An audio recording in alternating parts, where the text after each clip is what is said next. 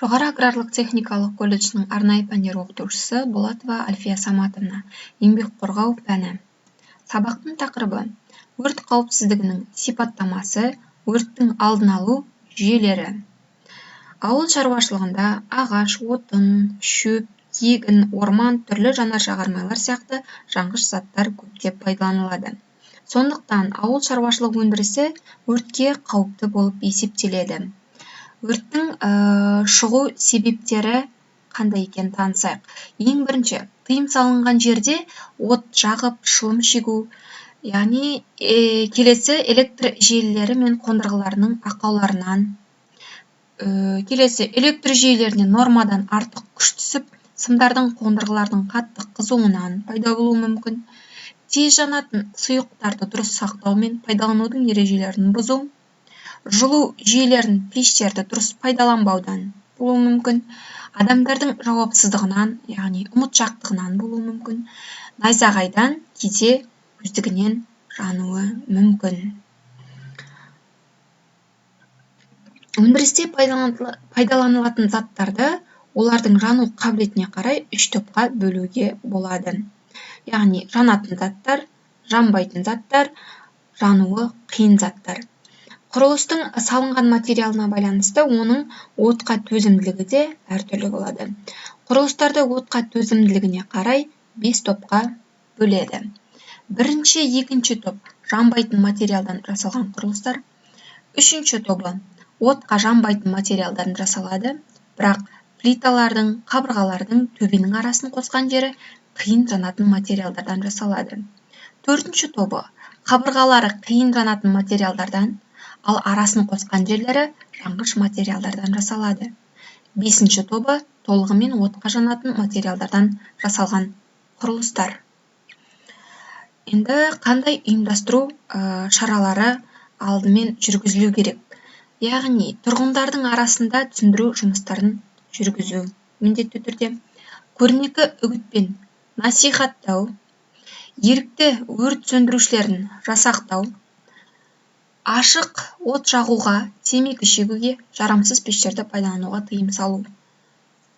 Барлық жұмыс істейтіндерді өртке қарсы күрес жөнінде инструктаж алуы, әр дәнекерлеушілер, қоймашылар арнайы курстарды оқудан өткізілуі тиіс. Техникалық шаралар. Танысайық. Құрылыстарды өртке төзімді материалдардан салу. Құрылыстардың талапқа сай арақашықтықтарын сақтау. Барлық құрылыстарды өрт кезінде шығып кететіндей арнайы есіктер болуы тиіс, және олардың, яғни есіктері сыртқа қарай ашылатын болу керек. Одан кейін пештер, желілер, қыздырғыштар талапқа сай болуы қажет. Енді өрт туындаған жағдайда қандай іс-қимылдар, яғни іс-қимыл жасау керек? Өрт туындаған кездегі іс-қимылдар. Яғни өрт қауіпсіздігі құралдарының жиынтығы ең алдымен. Яғни барлығымыз білеміз.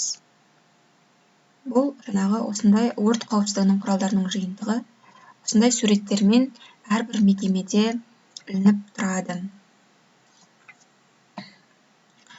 Өрттің бірінші белгілері пайда болған кезде ешқандай жағдайда дүрбелең туғызбау керек.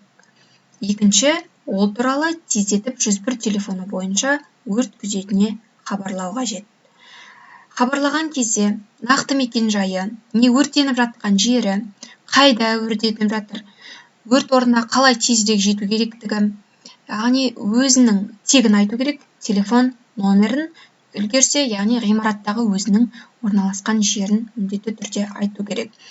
Көшіру жоспарына сәйкес өрт аймағынан кету және жиналған жерге келу керек. Яғни басшы одан кейін басшы өрт орнына келіп, ең бірінші қаланың өрт күзетіне жану туралы хабарды қайталауға тиісті, және де адамдардың құтқаруын ұйымдастыруға, келесі материалдық құндылықтарды сақтау үшін шаралар қабылдауға, өртке қарсы қорғаудың жүйелерінің іске қосылуын тексеруге, қызметкерлерді қауіпті аймақтық шегіне шығаруға, яғни міндетті. Келесі, өртке қарсы қызмет бөлімшелерімен кездесу ұйымдастыруға міндетті. Енді өртке қарсы кедергілер өрт кезінде от жалынның үй көлемінде жайылып өрістеуін шектеу үшін әртүрлі кедергілер орнатылады. Олар өртке қарсы жабық қабырға, қалқа, қақпа, люк, тамбурлар, шлюздер. Бұл жаңағы кедергілер жанбайтын материалдардан жасалады. Өртке қарсы қабырға дегеніміз отқа төзімділік шегі 2,5 сағатқа жанбайтын және сынбайтын бітеу қабырғалар. Өртке қарсы қабырғаларға есіктер мен қақпалар жатады. Олардың төзімділігі 2 сағаттан кем болмау керек. Өртке қарсы төбе жабындары көп қабатты үйлерге арналған. Бұл жабындар жанбайтын немесе құрамы тұтас темір бетон ретінде болады. Түтін өртенген үйдің ішінен адамды шығаруға және өрт сөндіру жұмыстарын сөндіруге кедергі жасайды. Сондықтан өрт шалған үйлерге арнайы люктер қолданылуы қажет. Яғни сабақ аяқталды. Сау болыңыздар.